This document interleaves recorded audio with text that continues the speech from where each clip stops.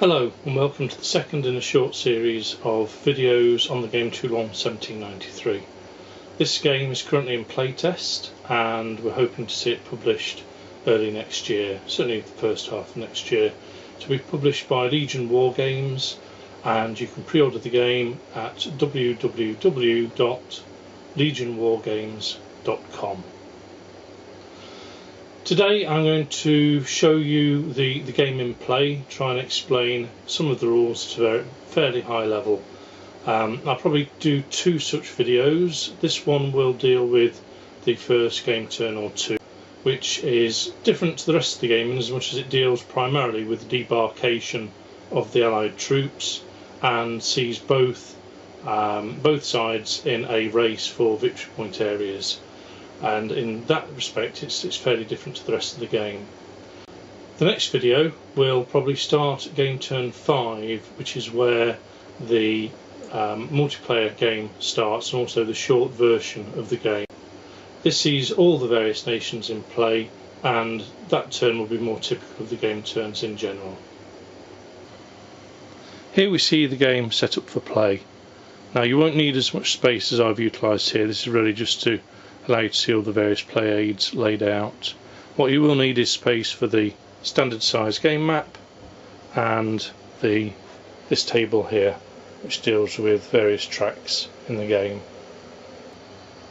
Taking a quick look at the game map setup for game turn 1, you'll see that we have primarily English or British troops with some Spanish troops here, and the leader Grevinas.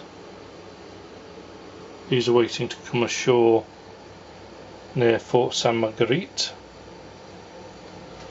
And then over here we have another Spanish group which is waiting to land near Fort La Malgue.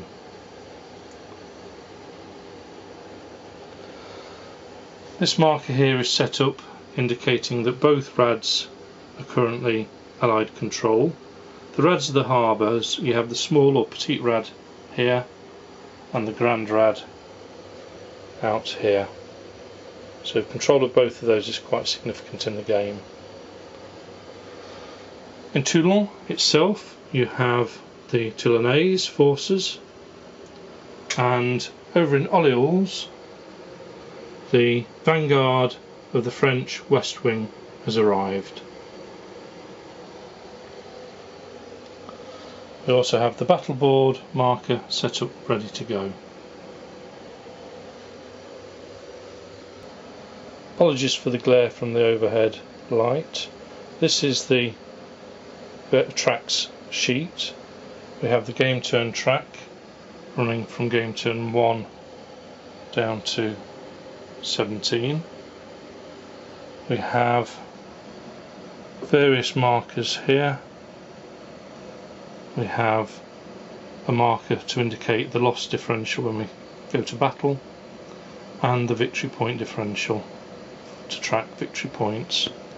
Both of these are two-sided to indicate whether we're talking about Allied or Republican victory points or losses. Here we have the significant loss indicator. Certain battles are significant in nature, and these will have an effect on the morale of the sides. And then probably at the heart of the battle, at the heart of the game, we have operation points tracks. Each French wing, Western, Eastern and Bonaparte, along with each of the nationalities of the Allies, British, Spanish, Neapolitan, Sardinian and Toulonnese, have operation points tracks. They'll use these to undertake various activities within the game.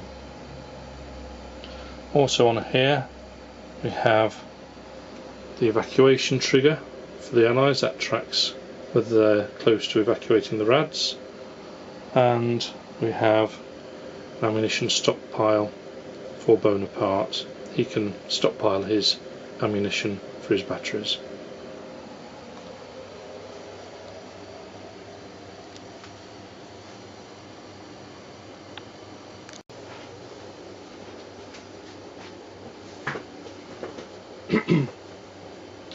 The game starts with the joint operations point phase. Here we see each of the different wings or nationalities allocated a predetermined number of operation points depending on the game turn being played. Additionally, there'll then also be a random roll to either add extra operation points or to deduct operation points. We'll run through these now. The only forces in play are the Republican West Wing, which has 5 operation points, and the British and Spanish, who have 14 operation points each. I'll now roll to see whether they have additional points added or deducted.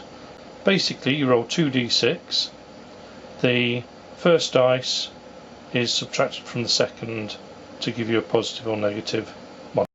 Here we'll deduct black from white. So we get +3 for the Western,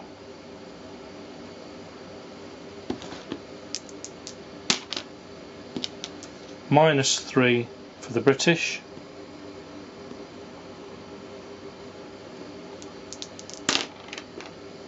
and -2 for the Spanish. After the joint operations phase, we have the joint reinforcement phase. Now, this being game turn 1, sees the reinforcements already on the board. For example, we have the Republicans here in Olioul, and we've got the Toulonnais in Toulon.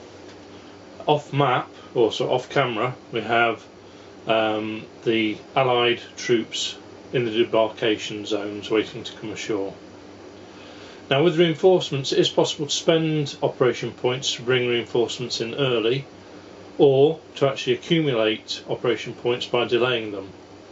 This has the benefit of preventing players knowing exactly when reinforcements are scheduled to come in, so it gives some uncertainty to the game. Following the joint reinforcements phase, we have the joint initiative phase. This is based on the roll of dice with modifiers to the dice, and whoever wins the initiative has the choice as to who goes first that turn. This being game turn 1, the Allies automatically have the initiative. Following joint initiative, we then go into the first player turn. As I say, this will be the Allies in this case on turn 1. The first player phase is the spying phase. Now, this comes in 2 forms. On game turn 2, we start what we call general spying, which is where poachers, etc., moving between enemy camps will provide information or disinformation to players. And then from game turn 3 onwards, the Republican representatives will have established a spy network within Toulon, and therefore the Republican player is able to inspect any Allied units in that city. The next player phase is the supply phase. We have 2 types of supply. General supply, which is required if the sides are to avoid risking attrition, and we have attack supply, which the sides need to establish if they want to launch any offensive operations. Then we're into one of the main phases of the game, the movement phase. Now, movement, it's an area movement game. There are effectively 3 types of area in play at any one time. We have friendly areas that are occupied by your own side's units. We have enemy areas which are occupied by enemy units, and we have what we call no man's land. These are vacant areas. This will affect both the ability of troops to, or leaders to motivate their troops to move into areas, and will also affect the cost and operation points of moving into those areas. One of the challenges I had with the game right from the beginning was the fact that this is a 17-week long campaign, week-long turns, and we have a relatively small area. So I had to avoid the ability to teleport from one side of the map to the other in a given game turn, and it's through the use of no man's land rules that this is achieved. To move into a friendly area is free.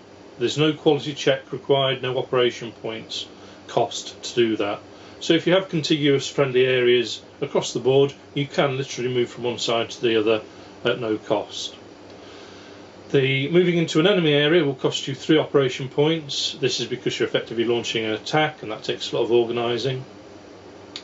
and will also require that each unit in the force that is moving in takes a quality check. So you may well end up trying to move a large force into an area to find that only a few of the elements actually pluck up the courage to make that attack. And then we have the moves into no man's land. These cost 1 operation point and require the force as a whole to make a quality check based on the lowest quality unit in that force. So you can move through no man's land fairly effectively, but there are limits. Operation points and quality checks will restrict your ability to move across empty areas on the map. Each area on the map is marked with a number. For example, we have 20, 25, 15, 10. These are based on mainly on the terrain in the area. So the less restrictive the terrain, the larger the number. The more restrictive, the smaller the number. Any area that has no number in it is by default a 5 area. Now these numbers represent two things. They represent the size of the force that you can move in to the area, and so a 5 area you can only move 5 strength points into it.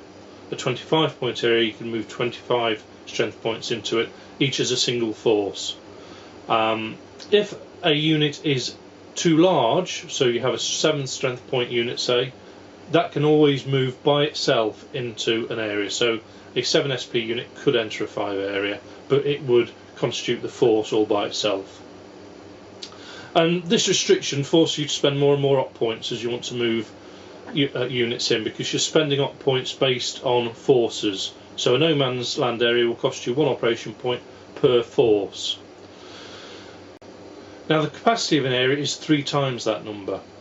So a 5 area could contain up to 15 strength points, and you'd need to move no more than 5 in at a time. So it would take 3 operation points, 3 forces to fully occupy that area.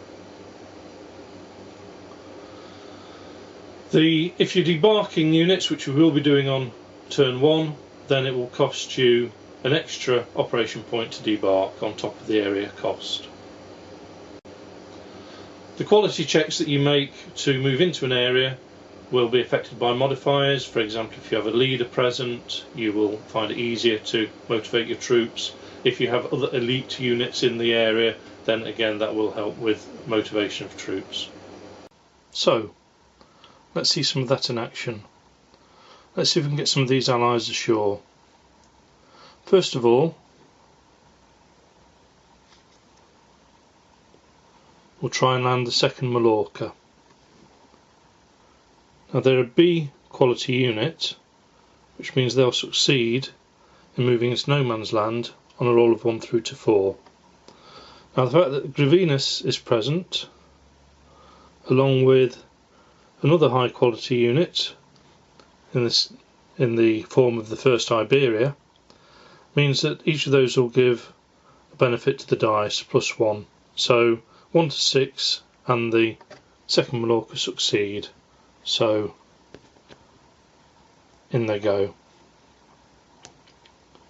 Now this area has no number in it, so it's a 5 area. Maximum you can move in a single force is 5 strength points. The second Mallorca is 7, but as mentioned earlier, you can always move in a single unit. So that's cost us 1 operation point from the Spanish allowance.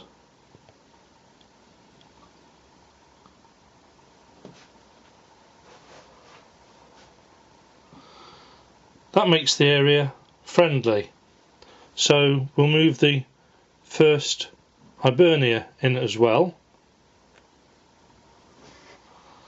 Because it's friendly, it costs no movement points and there's no operation charge required. Sorry, no operations check required.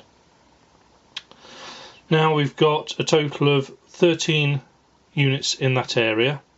Remember, the capacity is 3 times the number in the area, so 5 times 3 is 15. So we're getting close to capacity there. So what we'll now do is we'll move the first Hibernia, sorry, the second Mallorca. We'll move them out of the area, and we'll do that using a road movement. Now you'll notice that roads run along the edge of areas, they don't run through areas, they form part of the boundary. To move onto the road, much like with no man's land areas, you need to spend an operation point and make a quality check, unless they've previously been reconnoitred by your side. So we'll attempt to move the second Mallorca in there. Now Gravinus hasn't been landed, that's a mistake on the part of the Allies, he should have gone in with that first force. So now we need to roll 1 to 4 to pass the quality check, and we get a +1 with the Hibernia, so that's effectively 1 to 5, 3, they're on. Having made the move, that section of road is now classed as friendly. It has a friendly road marker as a result. So any future units entering this road will be able to do so for free and without a morale check, much the same as moving into friendly areas. Something I should have done earlier, I missed it. Any unit that enters no man's land will be marked with an attrition marker. Actually, that should be any force, I'll explain more about that later. So the second Mallorca will have acquired an attrition marker for landing in the area, and they gain a second one for having moved on to the no man's land road. In the actual game you'll have markers with different numbers on them to show the incremental build up rather than having to place multiple counters. Basically, the more attrition markers a unit carries, the more chance there is that it will suffer attrition. Now what I'll do is I'll, off camera, continue doing landing and moving of units, and I'll show you how the layout looks once that's complete. We've now landed a number of the Spanish troops, in fact all of them from this debarkation area. They've all come ashore. I made a mistake in the last clip you saw. I moved the Spanish troops onto this section of road here, whereas in fact they're also eligible to join here, which is nearer to their objective. So I've corrected that, they've moved on to this road section, and then you can see they've laid a path of friendly road areas between these black diamonds that we call reconnoitre points. So each of these is treated as a separate section of road, has its own operation point charge, and also quality check. I see I've got one too many just there. So en route, the Spanish under Gravinus, which is now sitting here, have collected a total of 1 attrition point to land, another counter here, 3, 4, so they're carrying 4 attrition counters at the moment, and now they're moving into a friendly area. From this road section they're going to come off into Toulon, which, because it's friendly, costs no operation points and requires no morale check, no quality check. So we'll get some more troops ashore and I'll be back to you shortly. Oh, just before I go, just to show you, the Spanish have just got 4 operation points remaining now. In fact, before I go too far, let me just show you how else road movement works. Because we have a nice reconnoitred route here, that means that the first Hibernia can treat that section of road as friendly, so it can move along it for free and without quality checks, and it will do that to move along this road here, and then it will exit the road from this point into this area here. Now that requires a quality check and an operations point. Rolls a 2, so passes the test, so they're into that area and they pay the operation point. If a unit fails the quality check, then they forfeit the operation point they've paid. Now this has the additional advantage for the Spanish in that this is a victory point area, so they can also increase their victory differential, which did start at 0. I left the counter in the wrong place from an earlier video. So we move the red victory differential marker onto the 1 space, 1 victory point to the Allies. There are 2 areas in the game that carry a victory point bonus.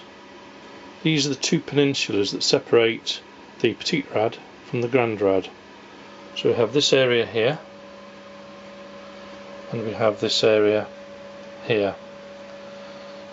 In the game as published, we'll indicate, probably with a gold V or something to that effect, that these are special areas.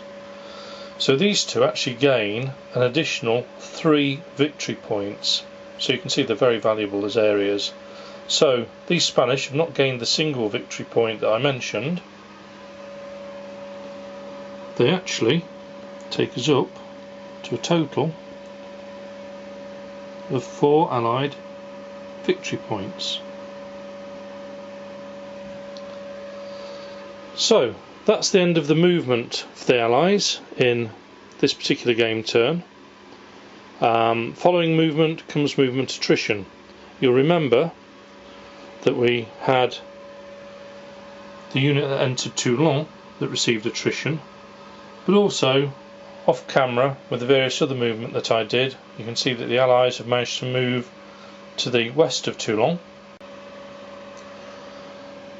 Attrition, or the risk of it, is based on the quality of the worst unit in the force.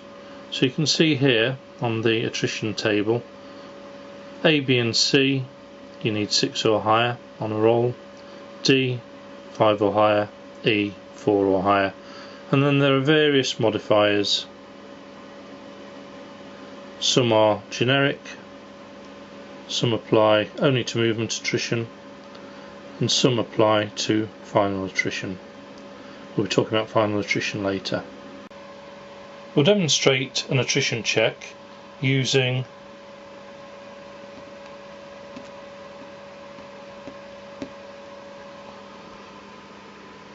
the second Mallorca that we saw moving into Toulon earlier. Now, because they're a large unit, they get a +1 to the dice. They also carry a number of attrition check markers. There are 4 in total. The first one they earned triggers the attrition check. Each of the others acts as a +1 DRM, so we've got +3, +1 for being a large unit, so that's +4 to the dice roll. If we roll the dice, 6 +4 is 10. Being a B class unit, they suffer attrition on the roll of a 6+, so they've taken an attrition loss. That's indicated by placing beneath them a temporary loss marker. So that's 1 temporary loss, so they're now down to a strength point size of 6 in effect. Being a temporary loss, that can be recovered during the rally phase, potentially. So we now remove the attrition markers.